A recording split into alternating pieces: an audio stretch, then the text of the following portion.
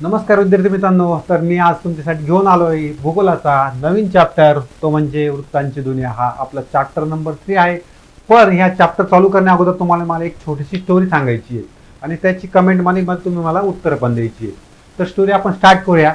Story अशी की तुम्हाला देव भेटण्यासाठी येतोय आणि तुम्हाला काहीतरी वरदान देणार आहे, बरोबर. आता वरदान देणार म्हटलं तर आपण सर्व खुश होणार. मग तो देव कुठून येणार? आकाशातून येणार, कुठून तरी येणार. आता जगाच्या पाठीवर तू येणार म्हटल्यानंतर आपल्याला काय द्यावं लागणार? त्याला पत्ता द्यावा लागणार आहे, आपल्या घरचा पत्ता द्यावा लागणार, कारण आपल्या घरी आपल्याला बोलायचं देवाला, कारण देव आपल्यासाठी वरदान घेऊन येणार आहे. मग आपण काय करणार? त्याला पत्ता देणार. पत्ता म्हटल्यानंतर आपण काय सांगणार? मी जगामध्ये आपल्या भारत देशामध्ये मी राहतोय. भारत देशामध्ये कुठं राहतोय? तर महाराष्ट्रात राहतोय. महाराष्ट्रामध्ये कुठं राहतो? तर आपल्या गावाचं नाव सांगाल. गावामध्ये आपण कुठं राहतो? एखादं मंदिराचं नाव असेल, मंदिर सांगाल. एखाद्या शाळेजवळ सांगाल, एखाद्या नदीजवळ सांगाल. अशा अशा ठिकाणी, अशा अशा गल्लीत आणि अशा अशा घरात आणि अशा घर क्रमांक तुम्ही हे सर्व गोष्टी सांगाल, तेव्हा देव तुमच्याकडे येणार. म्हणजे काय लागलं तुम्हाला? पूर्ण पत्ता डिटेलमध्ये द्यावा लागला, तेव्हा तुम्हाला तुमचे देव तुम्हाला वरदान देण्यासाठी तुमच्या घरी येणार आहे, बरोबर. तुम्ही हे पत्ता जर शोधायचा असेल तर आपल्याला काय आधी शिकणं गरजेचं आहे? वृत्तांची दुनिया हा चॅप्टर आपले शिकणं गरजेचं आहे. म्हणून ह्या चॅप्टरचं नाव दिलेलं आहे 3 नंबर चॅप्टर, वृत्तांची दुनिया. जर तुम्हाला वृत्तांची दुनिया जर समजली तर तुम्हाला लोकेशन कसं, आपल्या घरचं लोकेशन किंवा आपल्याला एखाद्या गावाला जायचं, एखाद्या मित्राकडे जायचंय, ते मित्राचं लोकेशन आपल्याला कसं मिळतं, तर ते आपल्याला त्यासाठी शिकावं लागणार आहे वृत्तांची दुनिया. आलं लक्षात? तर तुम्हाला ह्या चॅप्टरमध्ये आपली ह्याच गोष्टी शिकायच्या आहेत. त्याच्यामध्ये आपण जर बघितलं तर 2 मुलं दिसत आहे बघा. 2 मुलं दिसत आहे आणि ते काय करताय? एक जाळी दिसते. जाळीमध्ये काय दिसतंय? आपली पृथ्वी दिसते. पृथ्वी आपल्याला सर्वांना आता लक्षात आली. पृथ्वी कशी आपली गोल आहे. विद्यार्थी मित्रांनो, पृथ्वी कशी आहे? गोल आहे. हे आपण मागच्याच लेक्चरला आपण बघितलं, पृथ्वी गोल आहे. कशी बघितली? ग्रहणामध्ये जेव्हा चंद्रावरती पृथ्वीची सावली कशी पडली? गोल पडली, म्हणून आपल्याला समजलं पृथ्वी गोल आहे. अजून त्याच्या आधी जर बघितलं आपण तर पूर्वीचं एक स्टोरी आहे. त्या स्टोरीमध्ये जर बघितलं तर आपल्या समुद्रामध्ये जेव्हा आपण प्रवास करतो, पाण्याची पातळी कशी असते? सपाट असते. सगळीच आपल्याला सपाट दिसतं, समोर काहीच नाही, फक्त पाणी आणि पाणी दिसतं. पुढे तळ बघा तुम्ही, पाण्याची लेवल कशी असते? सपाट असते. तुम्ही भांड्यात होता, कुठे होता, पाण्याची लेवल ही सपाट असते. तर समुद्रात प्रवास करत असताना, समजा इथं आपण प्रवास करतो आहोत आणि प्रवास करत असताना समोरून एक टोक दिसलं. समुद्रात समोरून काय दिसतं? लांबून एकदम दुर्बिणीतून बघितलं जेव्हा लांब अंतरावरून, तेव्हा काय दिसलं? फक्त एक टोक दिसलं. कोणतं टोक? हे वर समजा वरती झेंडा असेल, जहाजाला वरती जर झेंडा असेल तर पहिले काय दिसलं? टोक दिसलं. मग जसं आपण परत जवळ जवळ जात गेलो तसं आपण काय पाहत चाललो? खालचा भाग पाहत चाललो. झेंडा आपल्याला पूर्ण दिसला, त्यानंतर जहाज पूर्ण आपल्याला हळूहळू हळूहळू जसं आपण जवळ जात गेलो तसं आपलं पूर्ण जहाज दिसायला लागलं. म्हणजे याच्यावरून आपल्याला लक्षात आलं का पृथ्वी कशी असू शकते? गोल असू शकते. कारण पृथ्वीचा आकार जर गोल असेल तर जहाज कुठे असेल? तेव्हा इथे असेल. आणि जहाजाचा फक्त काय दिसतं असं इथे? झेंड्याचं इथून ह्या नजरेतून बघितलं आपल्याला टोक दिसत असेल. आलं लक्षात? म्हणजे जसं आपलं जहाज आपल्या जवळ येत चाललं तसं काय होत गेलं? आपल्याला जहाज पूर्ण दिसायला सुरुवात होत गेली आणि आपल्याला जहाज एक पॉइंटला आल्यानंतर पूर्ण जहाज आपल्याला दिसायला लागलं. मग त्याच्यावरून एक समजलं की पृथ्वी कशी असू शकते? गोल असू शकते. गोल असल्यामुळेच आपल्याला काय दिसलं? सुरुवातीला फक्त झेंडा दिसला, म्हणजे सुरुवातीला जहाजाचं वरचं टोक दिसलं. हे आपल्याला याच्यातून, या स्टोरीमधून आपल्याला समजतंय. आता आपण पुढे बघूया. या चॅप्टरचं नाव जर बघितलं आपण तर काय आहे? वृत्तांची दुनिया. वृत्तांची दुनिया म्हणजेच काय? वृत्त जाळी. बघा याच्यावरती जी जाळी आहे, या जाळीमध्ये काय ठेवली आहे? पृथ्वी ठेवली. त्याला काय दिसतंय? आपला हे नेट दिसतंय. काय दिसतंय? नेट, बरोबर. म्हणजे काय दिसते? जाळी दिसते.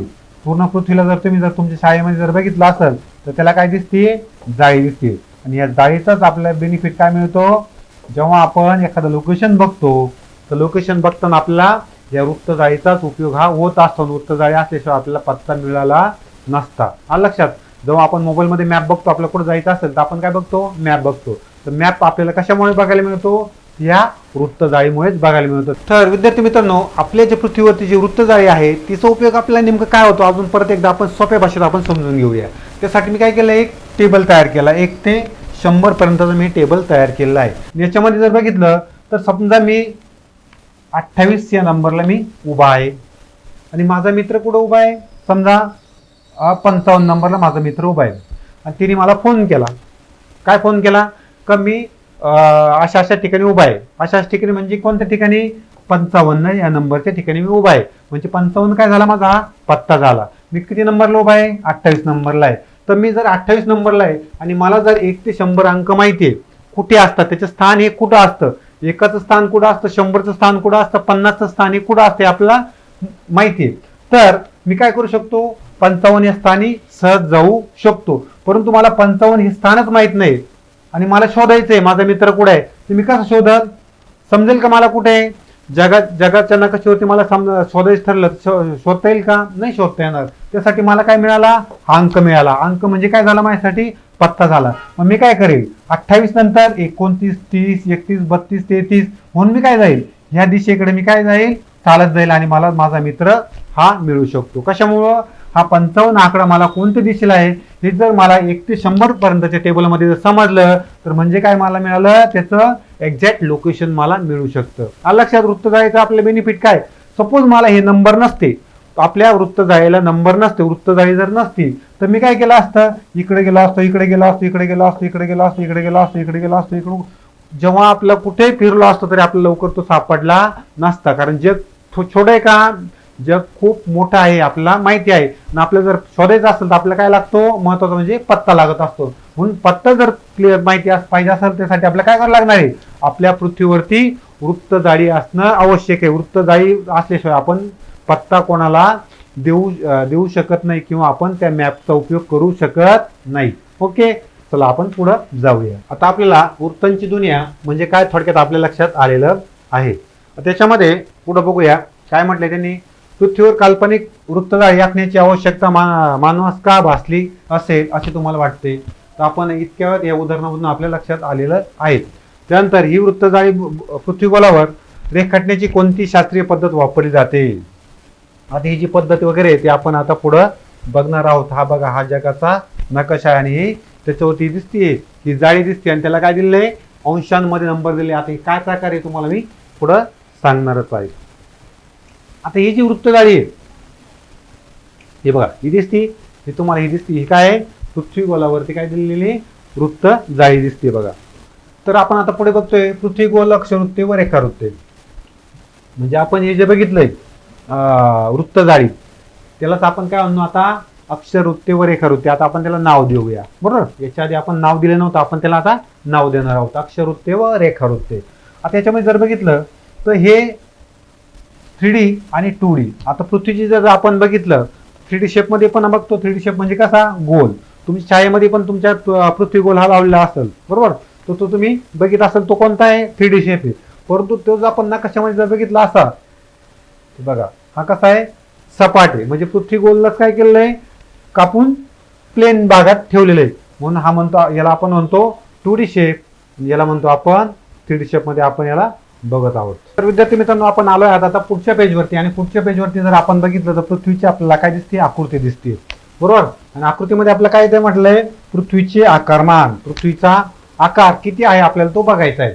तर आकृती आकार बघण्या अगोदर आपल्याला त्या पृथ्वीची दिशा समजली पाहिजे. तुम्हाला मी सांगितलं, तुम्हाला जर भूगोलाचा अभ्यास करायचा असेल तुम्हाला नकाशे क्लिअर पाठ असणं गरजेचं आहे. कुठली कोणती दिशा कोणत्या स्थानावरती काय असतं. तर याच्यामध्ये जर बघितलं तर वरची दिशा वरती आहे उत्तर, दक्षिण, पूर्व, पश्चिम. हे दिशा आपल्याला क्लिअर असणं गरजेचं आहे. तर आपण जर अंतर बघितलं तर अंतर किती आहे? 12,756 किलोमीटर इतकं आपलं अंतर पूर्व पश्चिम आहे. आणि उत्तर जर दक्षिण जर बघितलं, उत्तर दक्षिण अंतर तर किती आहे? 12,714 किलोमीटर इतकं अंतर आपल्याला बघायला मिळतंय. तुम्हाला परीक्षेला हा प्रश्न विचारला जाऊ शकता. आता समजा आपण पृथ्वीवरून आपण चालत निघालो, पृथ्वीवरून आपण चालत निघालो. तर मी सपोज चालायला या दिशेने सुरुवात केली तर मी चालत असं आल्यानंतर मी कुठे येऊन पोहोचल? परत इथेच येऊन पोहोचल. त्याचं कारण काय? पृथ्वी कशी आहे? गोल आहे. पृथ्वी कशी फिरते? गोल फिरते. कुठं फिरते? आकाशामध्ये फिरते. तर बऱ्याचशा मुलांना क्युरियोसिटी असते का समजा आपण पृथ्वीवरती आहे, पृथ्वी आकाशात फिरते, मग आपण पृथ्वीवरून लांब फेकलो जात नाही. समजा मी इथे उभा आहे तर पृथ्वी जर फिरते तर मी काय याच्यातून लांब उडत का नाही? बरोबर, पृथ्वीपासून मी लांब फेकला जात नाही. त्याचं कारण काय ते मला तुम्ही सांगा कमेंट बॉक्समध्ये. लक्षात, समजा मी इथे उभा आहे, वरती उभा आहे म्हणून मी पृथ्वीवरती स्थिर आहे, मी पडू शकत नाही असं वाटतं. काही मुलांची कल्पना आहे परंतु मी जर खालच्या बाजूने जर इथे उभा आहे तर मी खाली पडून जाऊ शकतो, बरोबर ना. आकाशात काय होऊ शकतो, उडून जाऊ शकतो. परंतु पृथ्वीला काय आहे, गुरुत्वाकर्षण शक्ती असल्यामुळे कुठली वस्तू आपण जर आकाशात जर फेकली तर कुठे येते, रिटर्न परत जमिनीवरतीच येते. आपण किती मोठी उडी मारा, कुठे येऊ, परत जमिनीवरती येते.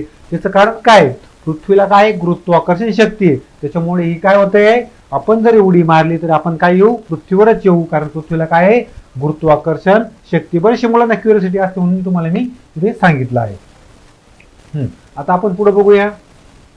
पुढे काय म्हटलंय, आकृती 3.3 मध्ये पृथ्वीच्या पूर्व, पश्चिम, उत्तर, दक्षिण या व्यासाची लांबी दाखवली आहे. यावरून पृथ्वीचा प्रचंड आकाराची कल्पना आपल्याला येते. आता आपण बघितलं किलोमीटर प्रमाणे आपण पृथ्वी किती मोठी आपण बघितली आहे. पृथ्वीच्या विशाल आकारामुळे पृथ्वीवर प्रत्यक्षात आडव्या उभ्या रेषा काढणे शक्य नाही. यावर उपाय म्हणून पृथ्वीचे प्रतिकृती पृथ्वी गोल मानवाने निर्माण केला. आता मला सांगा, पृथ्वी जर एवढी मोठी गोल आहे तर त्याच्यावरती आपण लाईन मारू शकतो. चला पेन घ्या आणि लाईन मारायला सुरुवात करा. शक्य आहे का, नाही. मग त्यासाठी काय केलंय, त्यासाठी पृथ्वीची काय केली, प्रतिकृती तयार केली आहे. प्रतिकृती म्हणजे काय, एक आकृती तयार केली आहे, नकाशा तयार केलाय आणि त्या नकाशावरती काय केलंय, प्रतिकृती निर्माण केली आहे.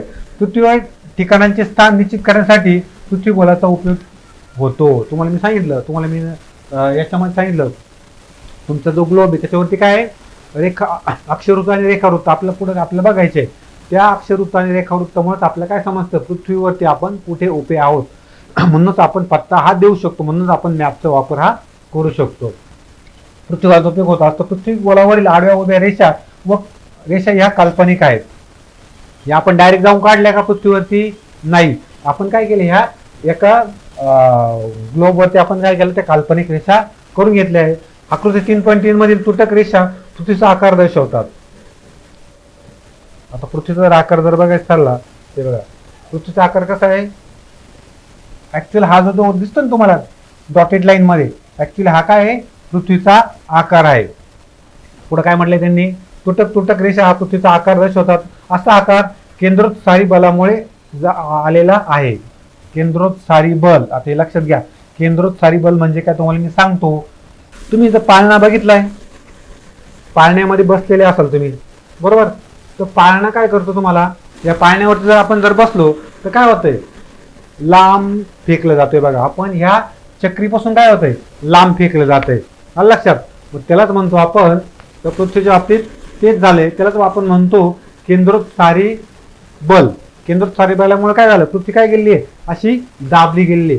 इथला भाग जर बघितला आपण, हा भाग काय केलाय, असा दाबला गेलाय आणि हा भाग काय केलाय, थोडासा फुगला गेलाय. म्हणून हा केंद्रोत्सारी जे बल आहे त्या पृथ्वीवरती आल्यामुळे असा प्रकार हा घडत आहे. तुम्ही क्रिकेट खेळताय, क्रिकेट खेळताना जेव्हा बॅटचा कट बॉलला लागतो, बॉल कसा होतो माहिती, अंडाकृती आपल्याला दिसायला सुरुवात होते. लक्षात. कशामुळे, तो जोरात काय होतो, जोरात फास्ट फिरतो आणि फास्ट फिरल्यामुळे त्याचं काय होते, त्याचा शेपमध्ये हा बदल होतो आणि तो कसा दिसतो, अंडाकृती दिसायला सुरुवात होते. जे मुलं क्रिकेट खेळत असाल त्यांना माहिती आहे. पृथ्वीच्या परिवलनामुळे निर्माण होणाऱ्या केंद्रोत्सारी बलामुळे विषुववृत्तावर पृथ्वी फुललेली दिसते व ध्रुवावर ती थोडीशी चपटी दिसते. म्हणजे विषुववृत्त, आता हे जे विषुववृत्त दिसतं तुम्हाला, याला म्हणतो आपण हे विषुववृत्त. आणि हे जे उत्तर दक्षिण हा भाग कसा आहे, थोडा चपटा झालेला आहे आणि हा भाग कसा गेलेला आहे, थोडासा फुगलेला आहे. कशामुळं, पृथ्वी काय फिरते, कंटिन्युअसली फिरत असल्यामुळं हा प्रकार आपल्याला बघायला मिळत आहे. आता आपण पुढे बघूया कोनीय अंतर. याच्यामध्ये काय म्हटलंय, कोणत्या ठिकाणचे स्थान निश्चित करण्यासाठी पृथ्वीच्या केंद्रापासून पृष्ठभागावर ते कोठे आहे हे पाहिले जाते. त्यासाठी पृथ्वीच्या पृष्ठभागावरील त्या स्थानाचा बिंदू पृथ्वीचे केंद्र यांना जोडणारी सरळ रेषा विचारात घ्यावी लागते. ही रेषा विषुववृत्ताच्या प्रतलातील पृथ्वीच्या केंद्राजवळ कोन करते. हे कोनीय अंतर पृथ्वीगोलावरील एखाद्या ठिकाणच्या स्थान निश्चितीसाठी वापरले जाते. समजलं, काहीच समजलं नाही, सांगतो तुम्हाला. आता अगदी सोप्या भाषेत तुम्हाला मी सांगतो. आता इथे जर बघितलं तुम्हाला आकृतीमध्ये, आता तुम्हाला ह्या आकृतीमध्ये नाही, मी दुसरी आकृती दाखवतो तुम्हाला. त्या आकृती मला मी स्पष्ट क्लिअर होईल. तर मित्रांनो आपण पुढे बघूया कोनीय अंतर. आता कोनीय अंतर कसं बघायचं आपण पृथ्वीवरती ते बघणार आहोत. त्यासाठी आपण काय करूया, एक वर्तुळ घेऊया, गोल घेऊया.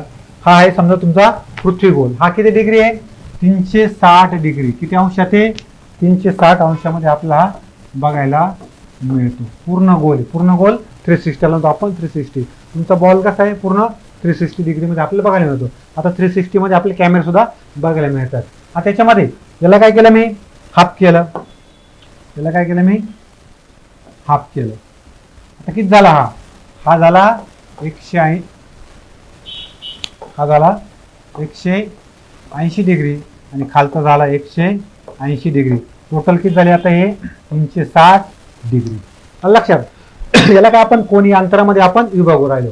आता याच्यामध्ये परत मी आता सेंटरवरून एक लाईन मारतो. सेंटरवरून मी काय केली, परत एक लाईन मारली. आता इथे किती झाले, 90 चे 4 भाग झाले. हा 90 अंश झाला, हा 90 अंश झाला, हा 90 अंश झाला, हा 90 अंश झाला. म्हणजे टोटल किती झाले, परत आपण लोक इथे 360 अंश झाले. म्हणजे काय केलंय इथे, काय केलंय प्रत्येक एक अंश करून असे किती अंश तयार झाले, इथे 90 अंश हे तयार झाले. 10, 20, 30, 40 असे एक अंशाच्या कोणामध्ये आपल्याला बघायला मिळतात. हे अंतर आपल्याला कुठं दिसतंय, हे आपल्याला बघायला मिळतं आपल्या पृथ्वीच्या नकाशावरती आपल्याला बघायला मिळतं. या नकाशाच्या या कोणांमुळे आपल्याला समजतं का आपण कोणत्या जागी उभे. त्याच्यामध्ये आपल्याला रेखावृत्ती आणि अक्षरवृत्ती आपल्या याच्यामध्ये बघायचे आहेत. आपल्या खाली दिले आता उदाहरणार्थ दिलंय आकृतीमध्ये 3.4 मध्ये. ही आकृती तुमची काय 3.4 कोणी अंतर अक्षांशी आकृती दिली आहे. याच्यामध्ये अ या ठिकाणचे विषुववृत्तीय प्रतलापासूनचे कोणी अंतर अ कुठे, इथे अ आहे. हे काय आहे, त्याचं पूर्ण प्रतल आहे. अंतर कोण अ ब क, कोण अ ब आणि क, कोण अ ब क 50 अंश एवढे आहे. किती अंश आहे, 50 अंश एवढे आहे. तर आकृतीतील म या ठिकाणचे कोणी अंतर किती आहे हे मोजून द्या. आता हे म अंतर तुम्हाला काय करायचंय, मोजून लिहायचंय. 50 त्यांनी दाखवलंय. आता कसं आलंय ते पण मी एकदा दाखवतो आणि मग तुम्हाला काय काढायचं, स्वतः काढायचंय. आता हे जे आपलं 50 अंश अंतर आहे अच ते आपण शोधूया. तरी आपण काय, हा तुमचा काय मध्यबिंदू, तुमच्या ग्लोबचा काय हा मध्यबिंदू, त्याला काय नाव दिलंय ब. याला मी काय नाव देतो, ब नाव देतो.